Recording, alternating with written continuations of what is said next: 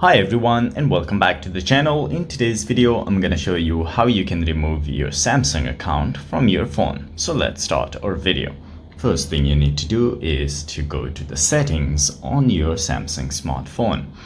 Here you will find your account right at the top. You need to tap on it and it will bring you here. You need to scroll all the way down where you will find the option sign out. You need to tap on it. And here are the things that it will show you. Your Samsung account and most of its data will be removed from this phone. So actually, while signing out means that all the data that you see here, it will be removed. So if you still want to proceed, just tap on sign out.